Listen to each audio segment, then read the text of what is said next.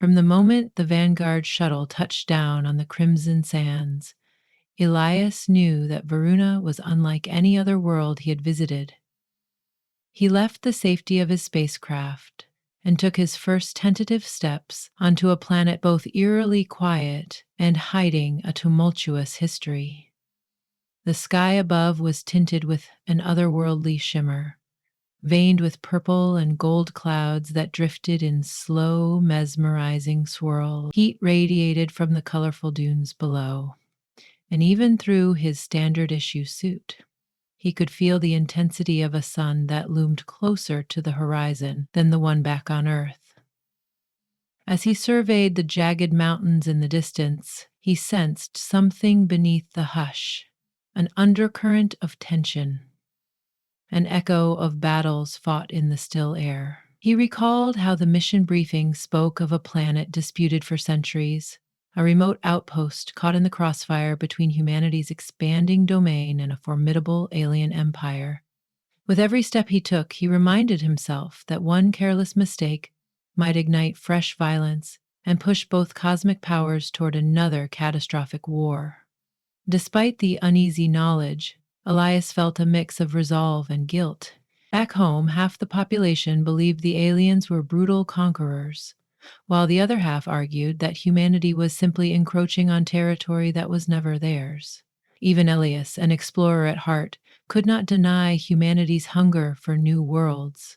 But with each small step in the dust, his conscience pressed him to wonder, must expansion always come at the expense of others? His official objective was straightforward: scout for potential aquatic resources beneath Varuna's surface, assess the planet's terrain for future colonization, and report back.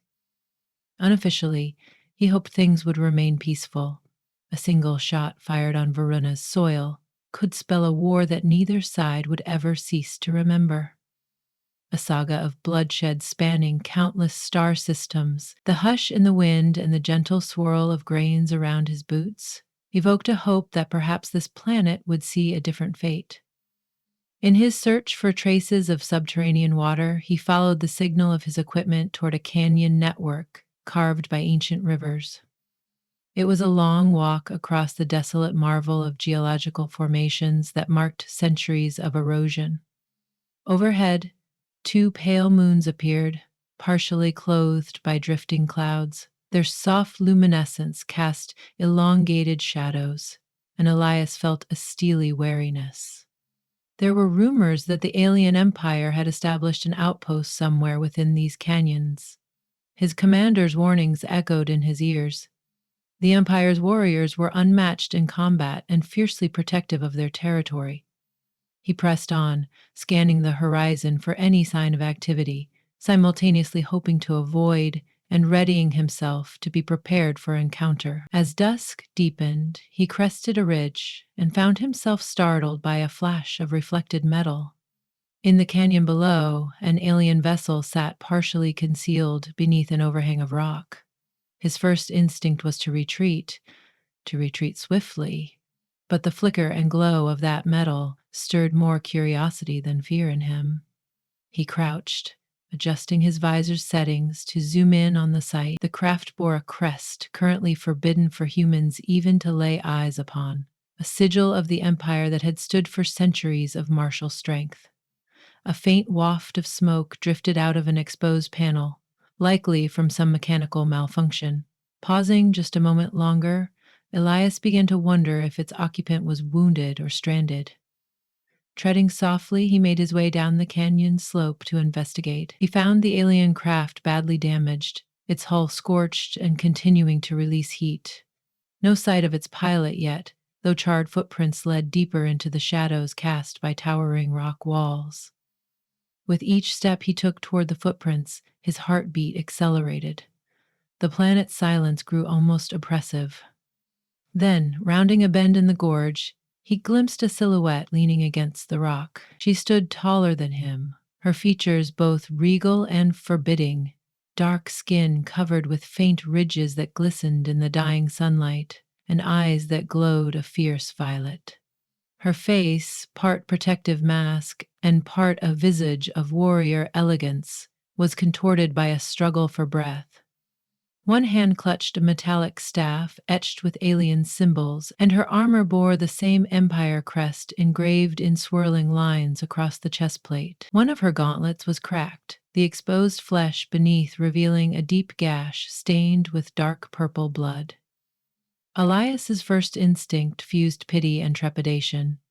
He was in enemy territory and had unexpectedly stumbled upon a wounded Imperial warrior. Conditions demanded that he report her location, perhaps even hold her captive.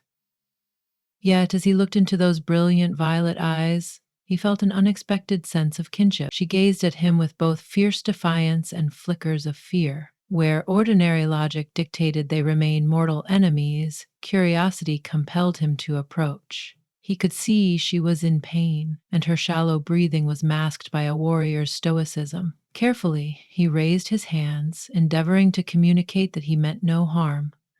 In a broken attempt to mimic the Empire's language, he muttered a courteous greeting, recalling phrases from hastily learned database logs. Her gaze sharpened, but she did not raise her staff. Something about his gentle approach, or perhaps the unmistakable compassion in his tone, made her hesitation linger. They remained transfixed in that moment, half caught between tension and hope. Here, on a deserted planet of swirling dunes and hush, two representatives of civilizations at war regarded one another like mirrors reflecting forgotten truths. That they were both finite, fragile beings, trying to survive in a universe capable of both wonder and brutality. The alien warrior's voice, deeper than he expected, finally manifested, laced with an accent that betrayed her uncertain grasp of the common tongue. She asked why he had not drawn his weapon. He replied he had no interest in perpetuating the fight that had raged beyond countable lifetimes. The corners of her lips tilted in what might have been a smirk or a disbelieving grin. Then, in a single weary motion, she collapsed. Despite the risk, Elias rushed forward, catching her before she hit the ground. Carrying her back to her damaged ship for shelter, Elias quickly discovered that the cockpit's inert systems offered little refuge. The craft's power core had overheated and shut down. Tending to her injuries with the basic medical tools he carried, he found himself marveling at the complexity of her physiology. Even in these moments of dire vulnerability, she exuded an undeniable nobility, as if a proud tradition of valor coursed through her veins. When she finally regained consciousness, he told her his name. Through labored breathing, she pronounced hers. Thora. The articulate syllables rolled off her tongue, and though the name carried a resonant undertone that sounded faintly like thunder, Elias found it comforting. Night fell fully, the twin moons now bright overhead. They set aside their difference in biology and culture, shifting focus to survival. He gave her water, and she fought to conceal how desperate she was for it. Grudgingly, she accepted more of his basic medical care. When the pain subsided enough for her hands to steady, she turned to patch up the opened wound more effectively with her race's advanced remedies. Elias watched with fascination. Her technology was sleek, humming with energies he had never encountered. Slowly, they exchanged halting words in a mixture of her tongue and his own. Their communication was awkward, and many sentences dissolved into gestures. Gradually, each gleaned precious insights that she had crash-landed following a dogfight in the upper atmosphere and had defied orders by venturing this far from the Empire's recognized sectors. Likewise, Elias confessed that he was here on a research expedition, though he did not reveal that the human government still thirsted after Varuna's resources. As dawn arrived, they realized they had nowhere to go but deeper into the canyons, where the scorching midday heat would be less punishing. Arm in arm, they traversed rocky gullies, the press of their shoulders a quiet affirmation that, for now, they trusted each other.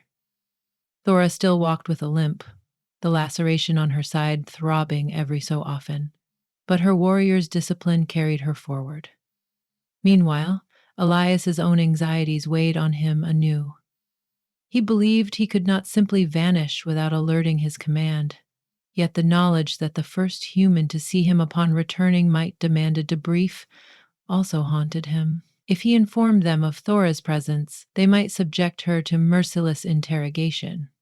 Even as he wrestled with a soldier's loyalty, he found himself protective of this unexpectedly vulnerable woman, who, despite being shaped by a culture of war, seemed so human in her vulnerabilities. That night, they found a sheltered alcove in a cave system, lit from within by phosphorescent moss that provided a surreal glow. Tendrils of light danced across the cave walls, creating shifting patterns that lent the space a mystical, almost sacred atmosphere. The adrenaline from their earlier predicament eased, and under that soft illumination, they began to share fragments of their personal lives. Thora recounted her training, how the Empire's warrior caste was raised from childhood to defend their lands and their emperor, and how she had lost friends in vicious conflicts with humans. Elias saw the pain behind her fierce eyes and understood that her hatred for humanity had been taught, hammered into every rung of her military rank. And yet, through all that conditioning, something had weakened when she looked upon Elias's gentle manner. In turn, Elias told her about Earth's struggles, pollution, and resource depletion, forcing an ever outward search for habitable planets. He described the space academies, the illusions of grandeur, and how many humans believed colonization to be their birthright, even if it meant displacing those who called such worlds home. He recounted the heartbreak of leaving behind a family who prayed for his safe return and turned to Thora, asking if she too had someone waiting for her back on her homeworld. She paused, her expression darkening. She said that the demands of her caste had driven her away from any form of domestic life. In the Empire's hierarchy, one lived and died by the sword. A personal life was a luxury often denied to those chosen for the front lines. Elias felt a pang of sympathy, recognizing that all their differences boiled down to leaders and governments that glorified warfare at the expense of those who actually fought. As the days passed, they discovered more about each other. Thora's warrior's stoicism hid a surprisingly perceptive mind, hungry for stories outside her empire's propaganda. Elias's curious nature awakened an enthusiasm in her, a willingness to trust, not just with glances, but with words. They painstakingly pieced together a shared language, incorporating gestures and simpler phrases patterned from each other's tongues. Slowly, the gloom of conflict melted, replaced by stolen smiles, quiet laughter at easy misunderstandings, and moments of shared awe at Varuna's changing skies. They collected droplets of dew each morning to preserve water, and they traded scavenged ration packs. At times, Thora teased him about the bland dryness of human field rations compared to her empire's more intricately seasoned packets, and Elias teased back about her aristocratic palate. With each passing hour, the unspoken tension between them only grew, but it bore no hostility. Rather, it felt like a gravitational force pulling them together, forging a bond that refused to heed the boundaries of race or political lines.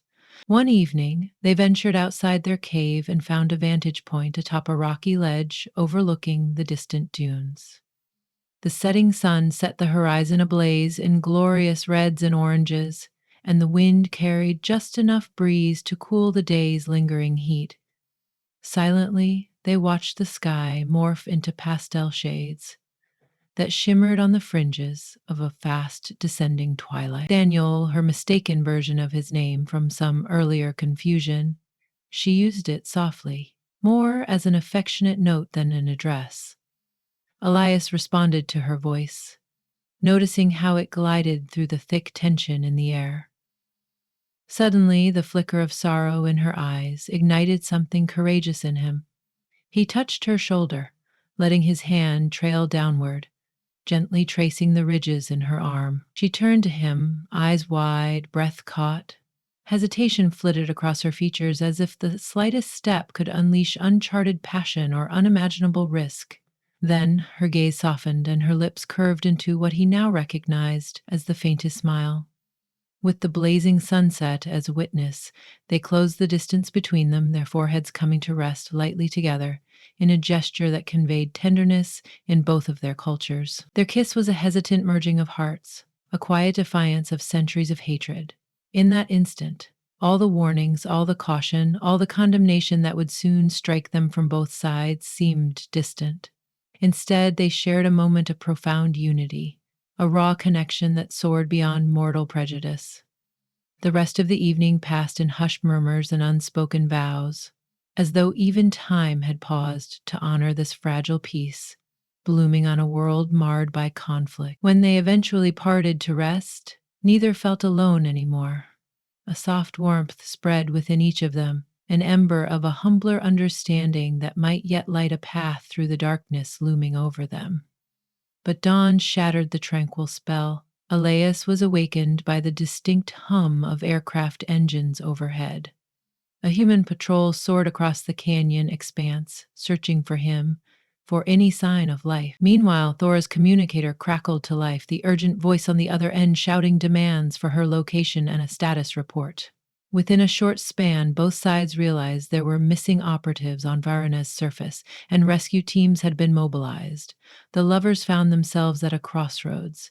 If they parted, each would rejoin their units, preserving their clandestine affection as a memory. If they tried to stay together, they risked capture, suspicion, or lethal retribution.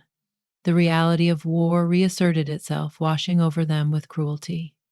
Elias insisted with trembling conviction that perhaps they did not have to lurk in shadows.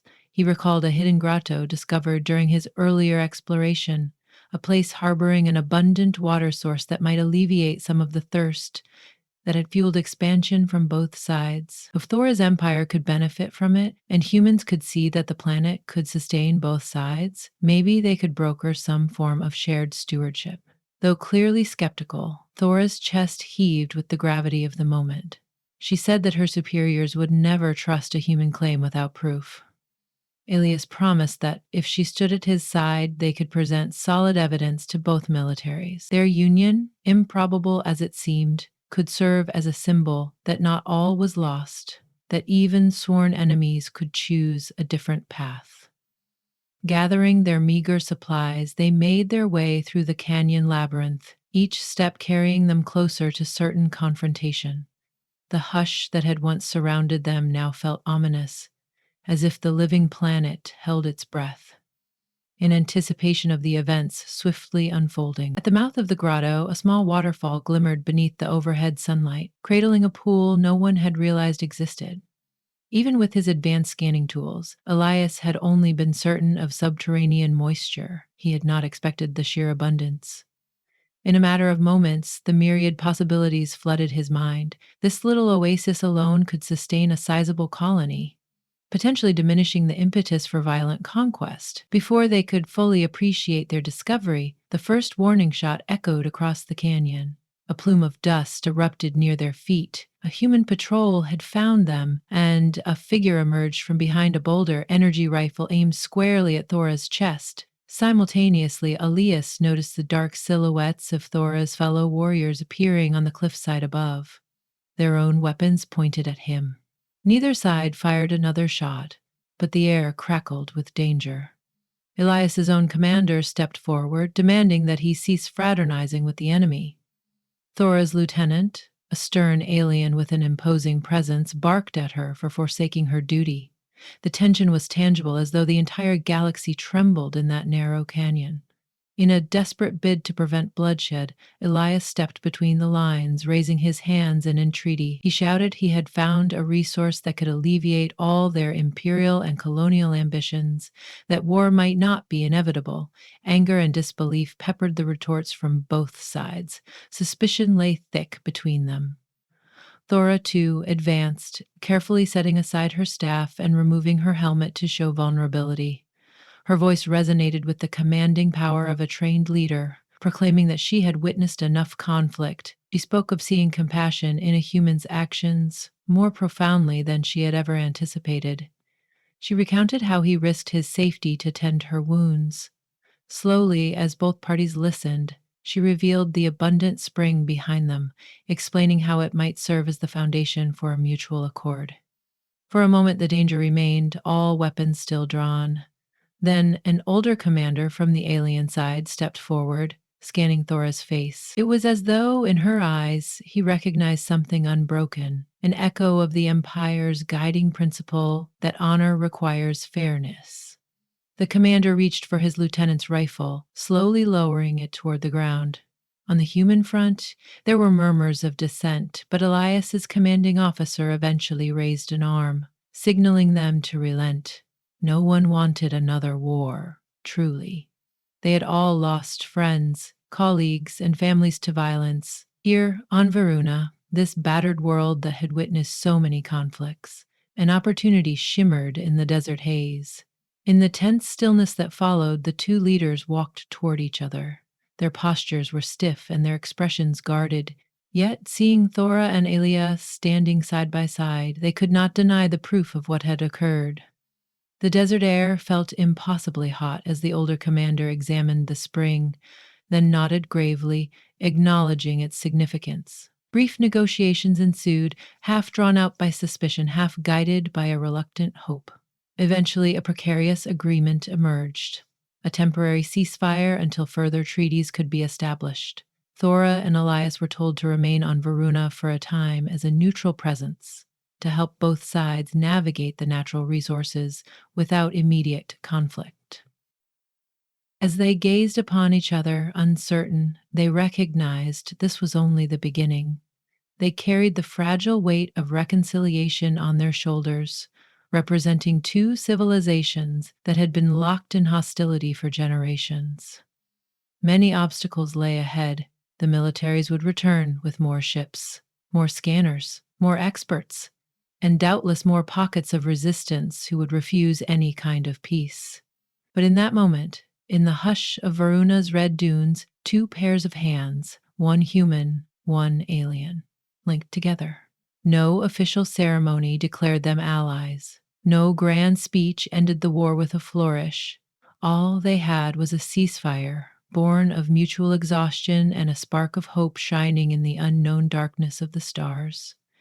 Standing at the mouth of the grotto, listening to the gentle splash of the waterfall, Thora and Elias closed their eyes in a shared moment of serenity. Through everything, they had found each other, defying centuries of enmity in the process. Perhaps the path to lasting peace would be as unpredictable as a cosmic swirl of stardust. Perhaps old grudges would flare up again. They had no illusions, but they also had no regrets. Nothing in the universe could erase the simple fact that, on a far-flung planet, battered by war and betrayal, they had come together.